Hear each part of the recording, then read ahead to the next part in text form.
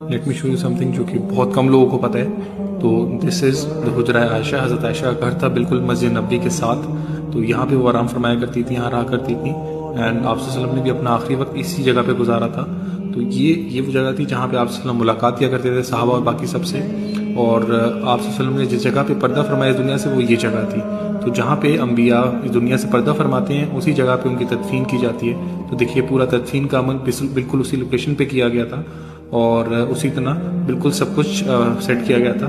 along with that یہ جو جگہ تھی یہاں پہ غسل دیا گیا تھا آپ صلی اللہ علیہ وسلم کو. اور یہ بالکل اس کے بعد کا منظر ہے کہ جس طرح سے روزہ پھر تعمیر کیا گیا اور روزہ کے ساتھ بالکل قدموں میں حضرت عائشہ کا بستر تھا اور باقی سب کچھ ویسے ہی رہا. تو اس کے بعد جو تھا جب حضرت ابوبکر اور حضرت عمر کی تدفین ہوئی ساتھ, تو دیکھیے رو میں تدفین کی گئی بالکل, اور اس کے ساتھ ساتھ ایک بیچ میں پردہ آ گیا حضرت عمر کے آنے کے بعد, اور حضرت عائشہ اس پردے کے اس طرف سویا کرتی تھی.